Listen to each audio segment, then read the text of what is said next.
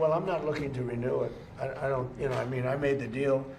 I don't know that I'm going to renew it because, to be honest with you, the United States does much better. Hey, we don't need anything that Canada has. We don't need their cars. We don't need their lumber. We don't need their energy. We don't need anything that they have.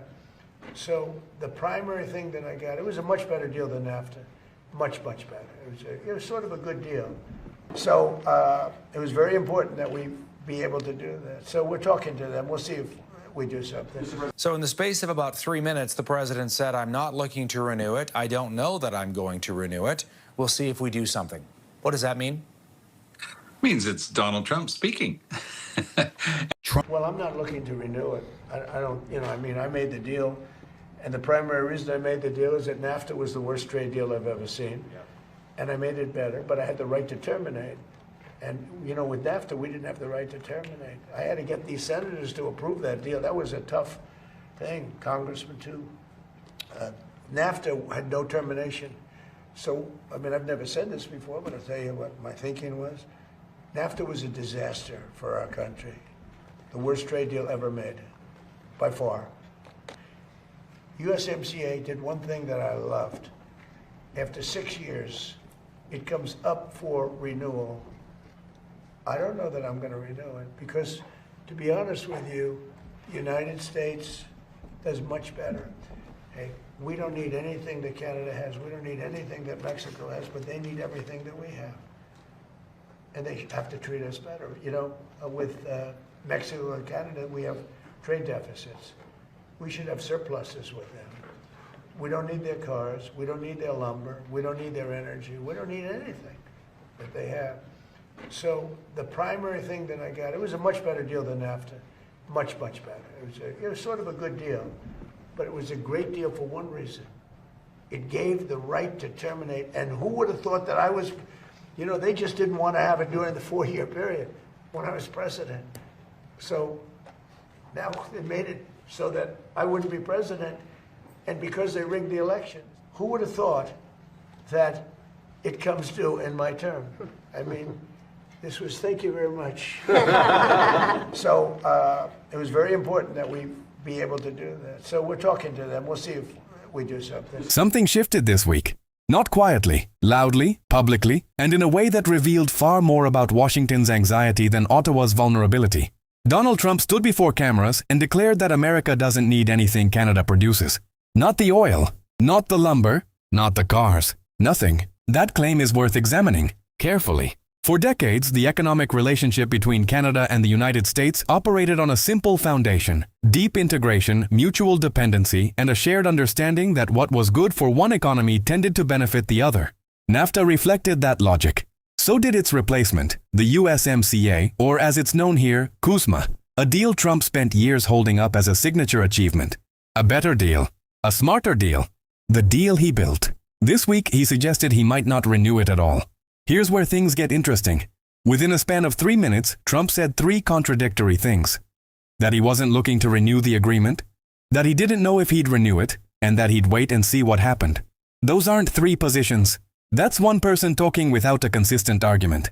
But let's set the rhetorical confusion aside and focus on the substance, because the substance is where the real story lives.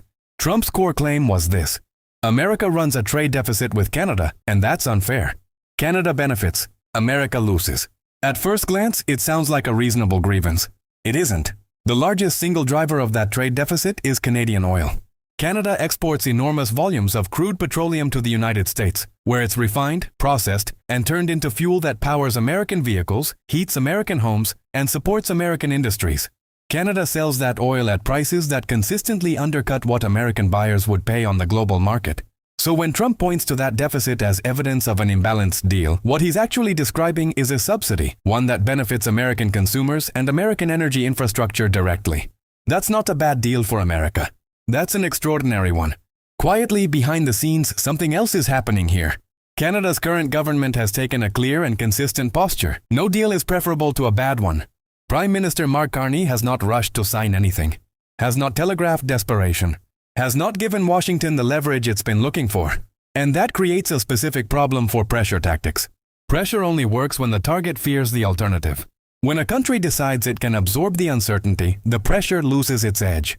The rhetoric has to get louder. The claims have to get bigger. The threats have to feel more existential. Because the previous round didn't produce the desired response. That's the pattern worth paying attention to. Every time Trump escalates language around Canada, it isn't evidence that Canada is weakening. It's evidence that the tactics aren't working. The stakes here aren't abstract. Millions of jobs on both sides of the border are tied to the cross-border supply chains that CUSMA underpins. Auto parts crossing the border multiple times before a vehicle is finished.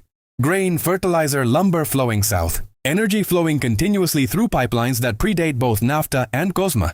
And consider this. Canada is one of the world's largest producers of potash, a mineral that sits at the foundation of American agriculture. Every acre of American farmland that depends on fertilizer depends in part on Canadian supply. If the argument is truly that America needs nothing Canada produces, then that argument collapses the moment it meets the supply chain reality both economies live inside every single day. Trump's own Republican senators know this. His own governors know this. The industrial states that border Canada know this better than anyone. This isn't temporary bluster fading into a news cycle. It's a structural negotiating dynamic, and Canada's best response is the one it's already executing. Hold the position. Don't panic. Let the leverage speak for itself. The country that keeps threatening to walk away from a deal it negotiated, celebrated, and now questions is not the country holding all the cards. The strongest position in any negotiation isn't the loudest voice in the room. It's the one that doesn't need to keep reminding the other side how little they matter. Do you think Trump genuinely believes the U.S. doesn't need Canadian energy? Or is this purely a calculated pressure tactic ahead of CUSMA renewal talks? And if Canada turned off the oil taps tomorrow, what do you think would happen to American gas prices within a week? Drop your thoughts below. Like, share, and subscribe to the Canada Watch for clear-eyed analysis on the issues shaping Canada's future.